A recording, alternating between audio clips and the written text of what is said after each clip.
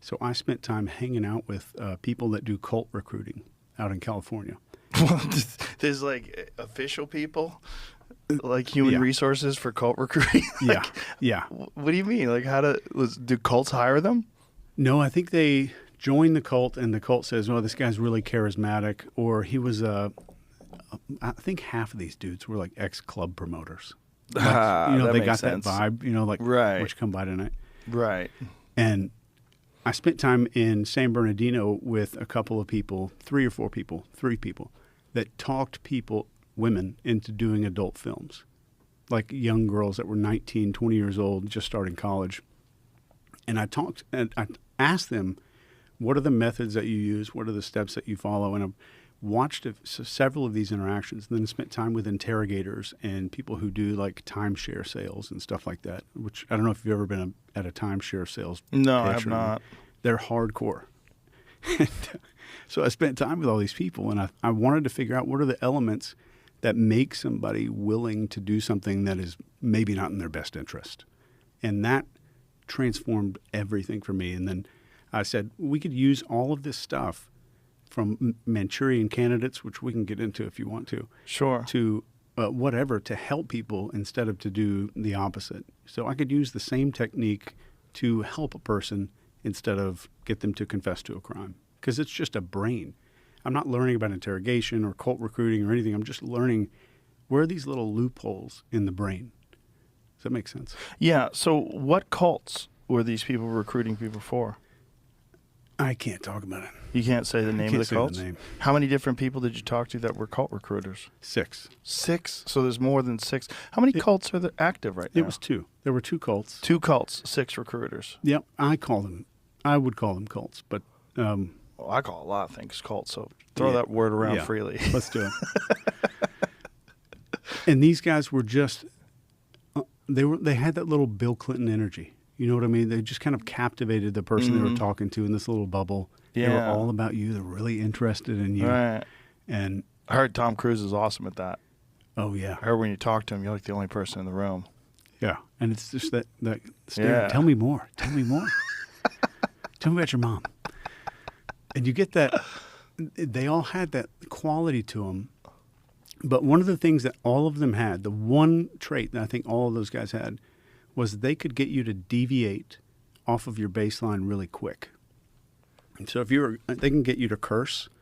That's step 1. They get you to say something that's a little bit outside of a social norm. They would all do that as step 1. Every single time. Huh. So what like in the cults, how would they do that? What would they try to get you to deviate from? What would they try to get you to do?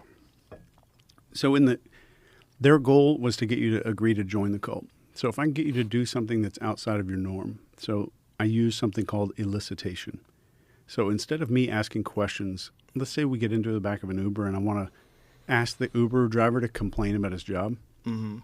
Instead of using questions, which are weird, right? So I'm like, hey, do you like your job? Right. That's weird. Yeah, weird. It's like saying, hey, how much do you guys make?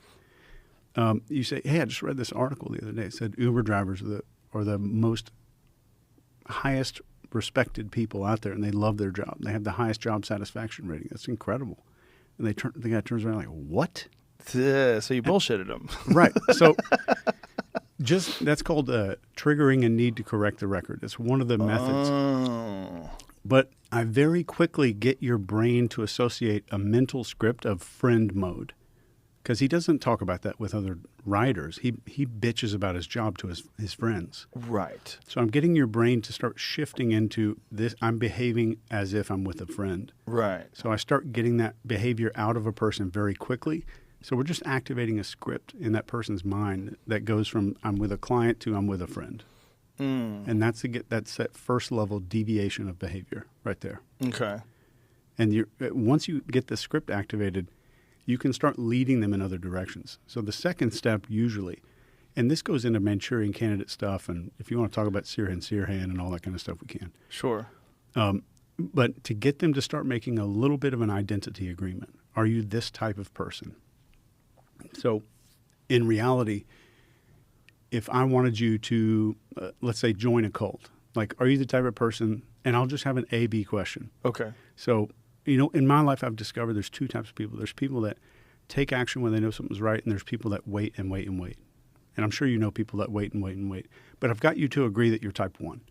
Okay. Because I said, I'm sure you know people, and even your head nodded. Right. Right? Right. So I've got this little agreement of identity. I am a type of person who blank. Right. So you're influencing a person to sort of go along with whatever narrative you've already created about them. Right. Yes.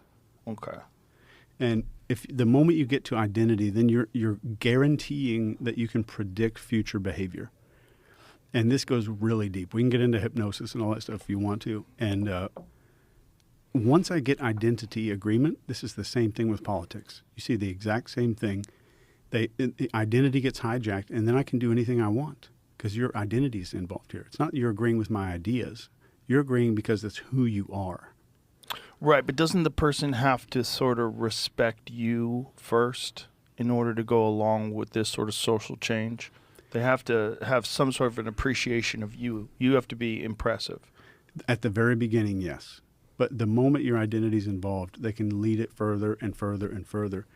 And then, so one of the third steps, there's a million, but if there's an experiment, if Jamie could pull it up, called the Lines experiment with Dr. Solomon Asch. Lion, like the animal, or L-I-N-E? Line. Lines? Yeah, line, L-I-N-E. So where this guy is at a table kind of like this, but you're a volunteer at an experiment. There's like 15 people in the room. Everybody else but you is in on the experiment. You're the only volunteer in the room.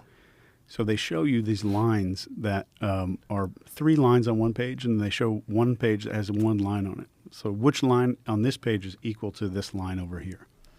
Okay. So obviously, you're over here on the target line, you're going to pick C. Right. Right? I mean, that's glaringly obvious. Mm-hmm. So in this experiment, Dr. Asch is doing this conformity experiment. So these other people in the room all go before you, and everybody in the room, one at a time, says A, A, A, A, A, A. And it gets around to the person, and this was almost 100%. 100% of people in the experiment would say A. And it's right in front of their face. The truth is right in front of their face, and they would go with the group because the group did it. The group is telling them what to choose. But it's not even slight. Like, the difference is so glaringly obvious. It's kind of amazing. How did they pre-pick the people that were going to be the test subjects? Like, did they have any specific things that they were looking for? Because I think there's a lot of people that even if you got 13 people to say A, they would go, what are you guys talking about? It's C. Like, was there anything about them that they picked? Like, were these people pre-selected for being? No. No. And they ran the experiment. Do you ever think about yourself in that room? What would you do? Yeah, and I worry. What do you do you? No, I think in reality, everybody that's listening right now would say, not me. 100% of people would say, I wouldn't do that. Well, I think it kind of depends on your station in life. Yeah. You know, where you're at. When I was young, I might have just said A because everybody was saying A. Yeah. You know, because I didn't want to be an idiot. So that's one of the things they did. They replicated the experiment on college campuses. Whereas people are highly suggestible. They're young. They're still trying to figure out who they are. And so a lot more suggestible. And this is, if you think of the way that social media manipulates our brain, it falsifies a tribal agreement, and it makes us say A.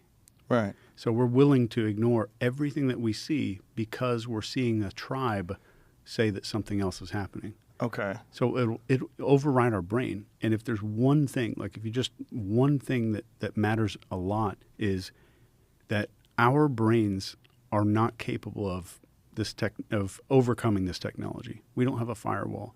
And technology has outpaced our brain's ability to adapt to it.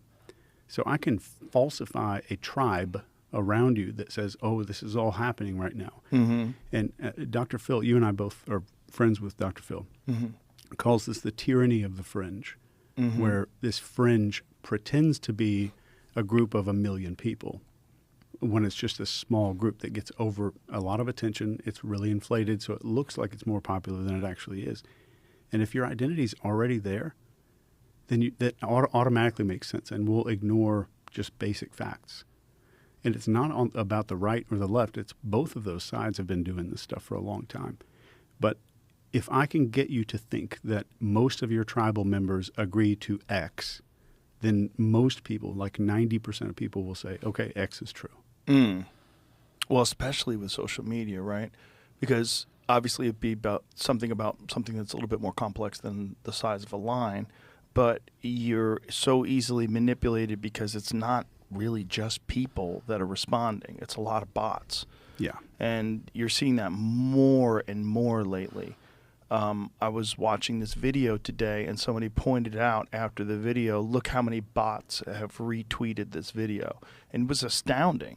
So it's like, oh, there's a narrative that someone's trying to push because of this selectively edited video.